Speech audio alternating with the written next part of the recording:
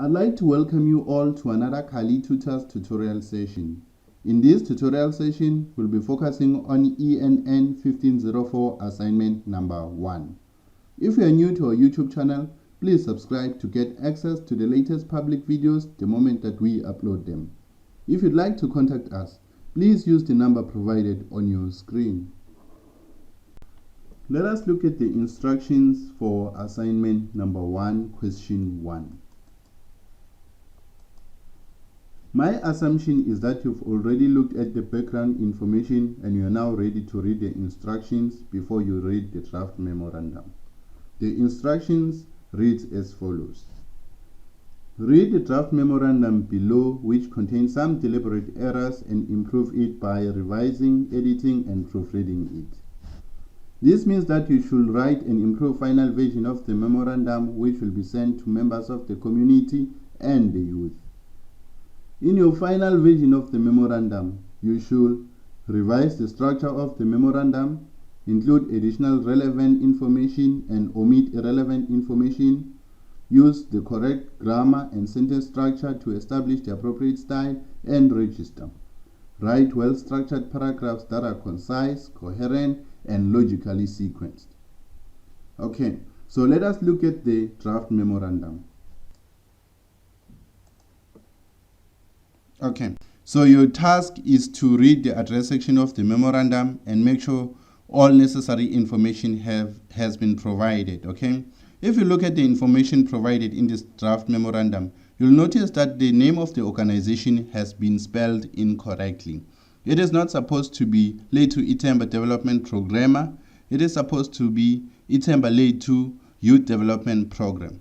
But even that, it's not really necessary because you're not supposed to write the name of the organization here, but you're supposed to write the name of the person who actually compiled this memorandum. Okay, just underneath the from, you can specify the title or the position that they occupy within the organization. Okay, make sure that the from, to, and date are all in caps, just like the subject here.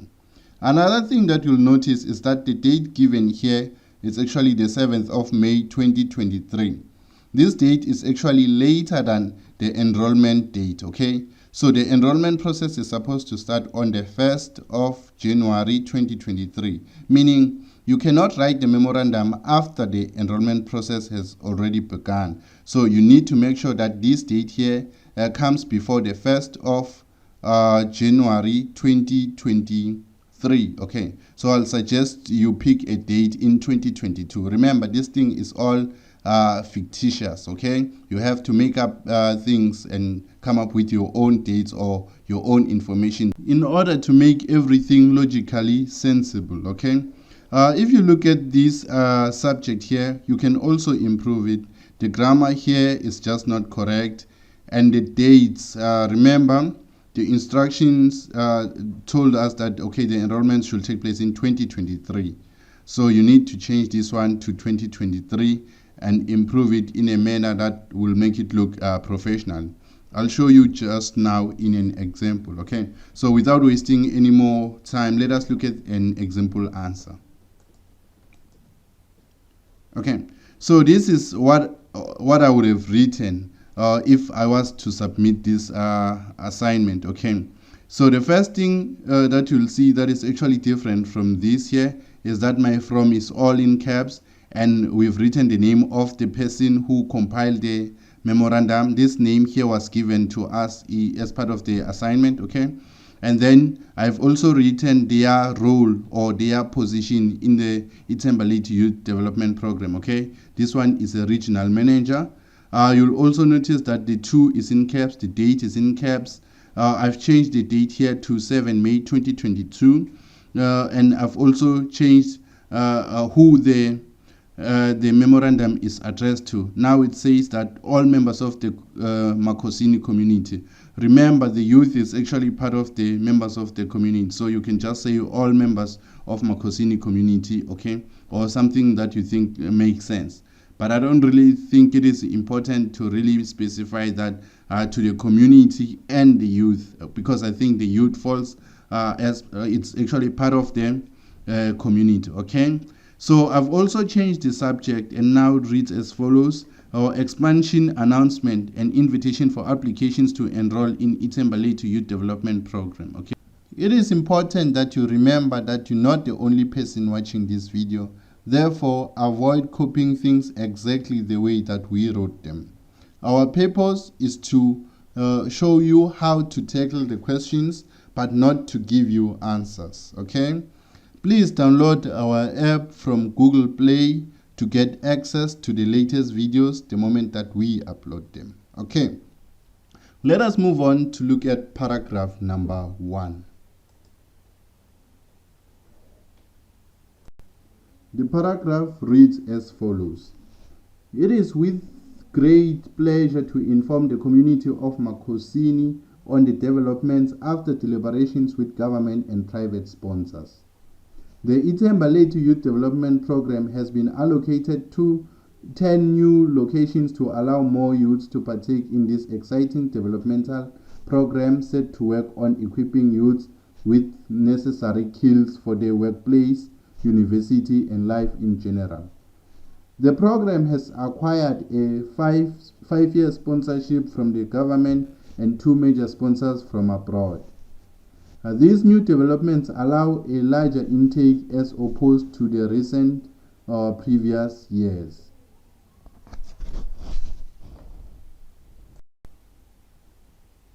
When reading this paragraph, I came across a number of mistakes. Some of them are just minor mistakes, like the spelling, and instead of writing a capital letter, using a small letter. Here, instead of writing the greatest of pleasure, they just wrote it is with great pleasure. And spelling mistakes such as kills or necessary, or including previous when it's not really necessary. Okay, these are just minor mistakes. Okay, we have bigger problems with this paragraph. We've already stated what is expected in paragraph 1, the introduction, right? So it is clear that some of the information that we read in this paragraph or memorandum is not necessary, and the most important information seems to be missing. Nowhere in this paragraph is she mentioning an invitation to enroll on the program. Okay, so if you're not telling people that they're supposed to enroll or they're supposed to apply to enroll on this particular program, then what is this memo about? Okay, that information was supposed to be in paragraph 1. Okay, I'll demonstrate just now what a good looking paragraph 1 could have looked like, but that is not to say that you can't write anything other than what I wrote. Okay, I'm just showing you that we could have summarized this and we could have included information that is really important in this stage of the memo. Okay, let us look at an example answer that I have written for you.